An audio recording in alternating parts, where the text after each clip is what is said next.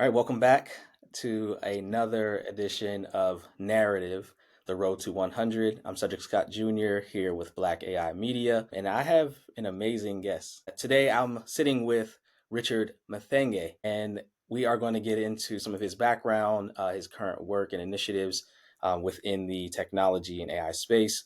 And this is amazing because we are global officially. And as I understand it, Richard, you are currently in Nairobi, Kenya. Is that accurate?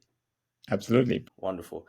Really appreciate you taking the time to join, to share your insights, any information that you can with that. But I do want to open the floor briefly before we get into any questions and just allow you to provide any introduction for yourself, tell folks, who you are, what you do, and then we'll jump into our actual interview. So my name is Richard Mathenge. I'm an AI policymaker, global AI policymaker, human rights activist, especially with respect to AI and data formation here in Kenya and Africa. And right now, I'm actually working on a number of things. Key amongst them, upskilling individuals, young individuals in Nairobi and all over Kenya, and also empowering them in as far as AI is concerned. And also, in addition to that, I'm also a human rights activist in as far as AI is concerned. This is actually about fighting for the rights of individuals working in the AI industry in Kenya and Africa, and trying to address issues that they actually grapple with within the AI sector. Thank you. And I appreciate that. And it's definitely an awesome opportunity, I think, for myself, for anybody listening, to hear your insights, hear your story, and definitely consider because in terms of AI, we might be kind of positioned and really just focusing on where we are locally, regionally, nationally, internationally. For myself, being in the U.S., but hearing what's happening in other parts of the world, especially with people across the African diaspora, people that look like us, and just the work and the effort that you're putting in. So I'm appreciative of that, and I look forward to getting into it. I want to jump in with kind of our driving question, which is going to position, I think, the entire conversation here with narrative.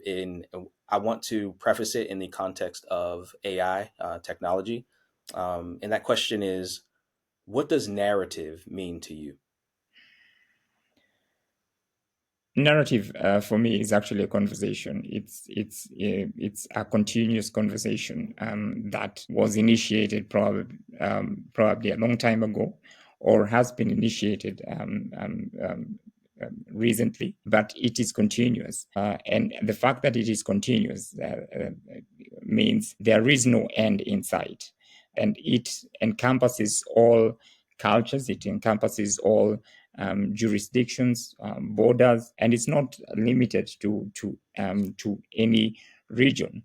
And so, for me, a narrative is sort of like a conversation that happens all around the world or within a particular sphere of jurisdiction. It can happen in the US, it can happen right here in Nairobi, it can happen in both regions, the US and in Nairobi. It can happen all over the world.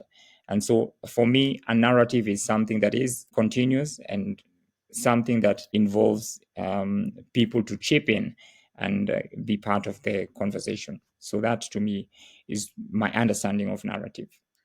So I love that idea around it being a conversation rather than just a kind of a single soliloquy. And with that, I do want to hear a little bit about your background.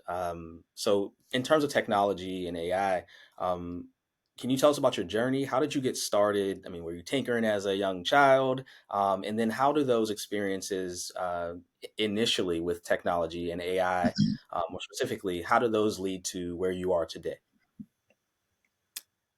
My journey in the area of AI is actually interesting because I never studied in I never studied anything related to IT or AI. What I was trained in was completely different. I was trained in journalism and public relations. at a certain point in my life, I found myself, experiencing this detour from public relations and journalism to AI, where a friend of mine just recommended me to try it out, and I did. True to that word, I did try to send my application to one of the organizations, and I found myself in that organization as an employee. That's the interesting bit, because I never trained in AI. I never trained in IT. It was just some sort of luck, for lack of a better word, how I found myself in AI. I'm interested in that too because especially with AI being, I mean, relatively new, I guess, in context for a lot of people and how we're using it now. Um, and with a lot of people moving into the space, and I think from different industries beginning to figure out use cases and things like that. I think a lot of people kind of have the, introductory experience, I think, at this point.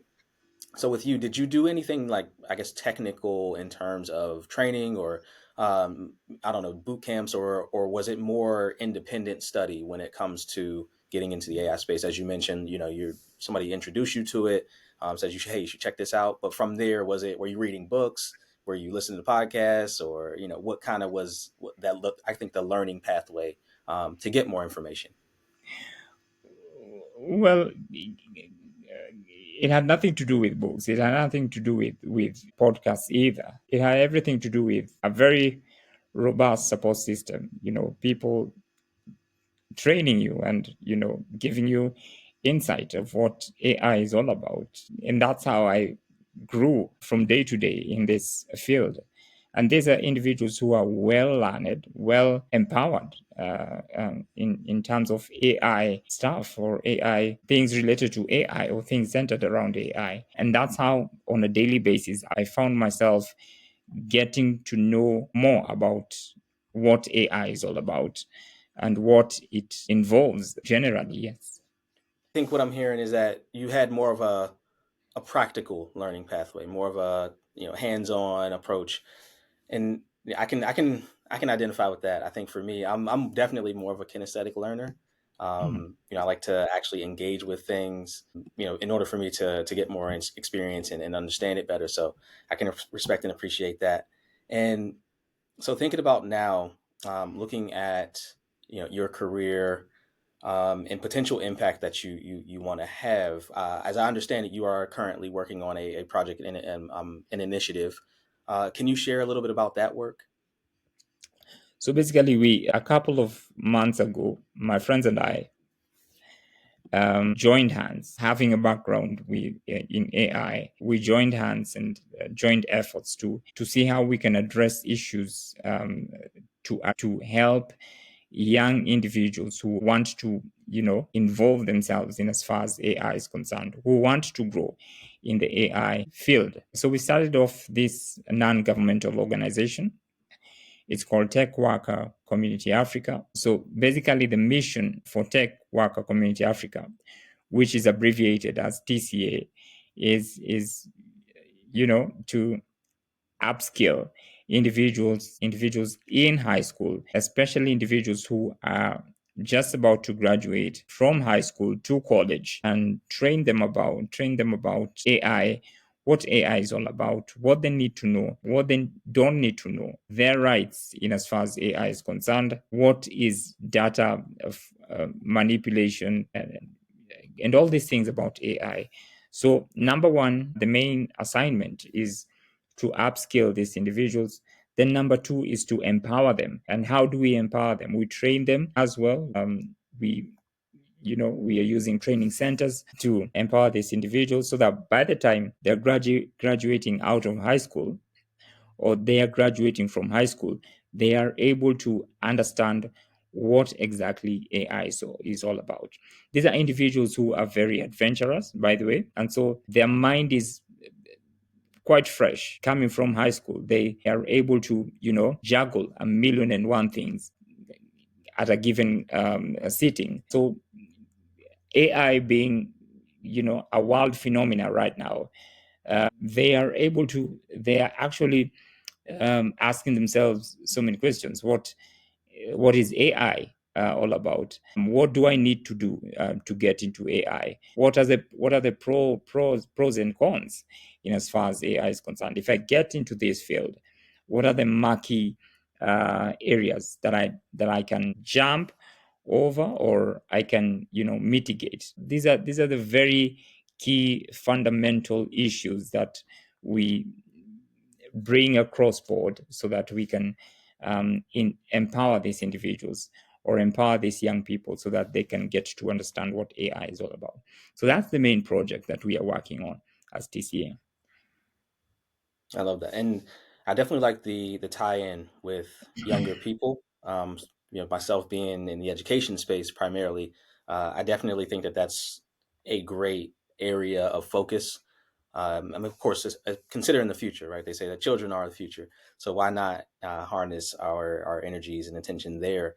So I Mhm. appreciate what you've shared. Working on. But the projects that we are working on right now, they have some sensitivity in them, and we are trying as well to be very diplomatic in as far as this is concerned.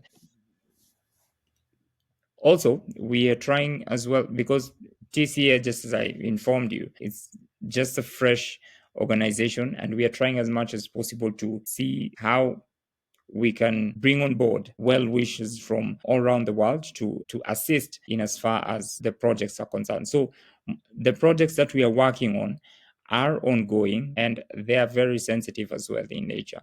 And I would love to bring you on board as well in the near future, just to inform you what exactly we are working on. It will be my pleasure.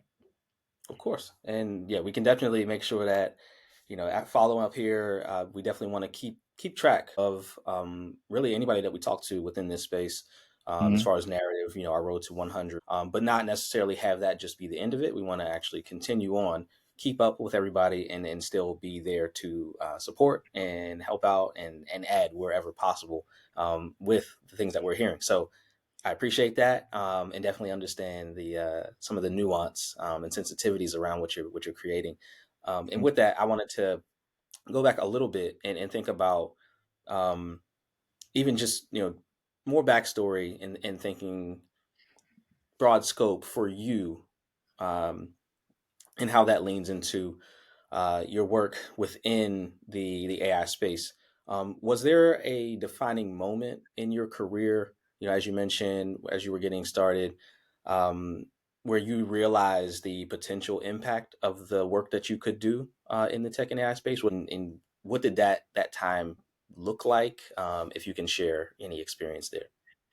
Absolutely. At some point in my career, I was working for an organization by the name Majorel. Majorel is all about it's an AI organization that outsources work from the West. And in my capacity, I could see how young individuals were being recruited from the informal settlements and right here in Nairobi. Then they're promised work for 3 months, and these 3 months was not sufficient for them. And so, in my capacity, I tried as much as possible to fight that aspect of, subjecting individuals for short-term contracts. And the defining moment for me was when I found myself on the wrong side of the divide, and the organization just fired me. And right from that, I knew that it was about time to bring out the voice and address issues as they are, to avoid issues replicating themselves, or the ripple effect of what we are grappling with. And so, out of that, by the way, that's how we formed Tech Worker Community Africa, because the issues, it was not just about Richard, it was not just about someone else, it was something that was likely to explode with time. And so, to avoid the explosion, it had to take that moment, to step up and say, enough is enough. This is should not be happening to Africans. It should not be happening to young men of color, young women of color. We also have our rights, and the rights that we have need to be expressed in the best way possible. And these are individuals who are not able to fight for themselves, and they're not able to say anything. They're just there to earn a living at the end of the month. But is this living sustainable within those 3 months? It's not. And because it's not, we had to, speak out. I had to speak out and say, this has to come to an end. So that, to me, was the defining moment. And I have to ask, thinking about your work with TCA, Tech Work Community Africa, um, Wait, don't go anywhere. If you're loving this conversation, we've got so much more waiting for you at blackaimedia.com. That's right, you can catch the full interview with even more insights, stories, and perspectives from our guest. At Black AI Media, we're all about celebrating the innovators, disruptors, and visionaries from the Black global community who are shaping the future of tech and AI. We're talking game-changing ideas, powerful voices, and exclusive content you won't find anywhere else. So, if you're ready to keep the inspiration flowing and dive deeper, head over to blackaimedia.com right now. Don't miss out on the full experience. We'll see you there.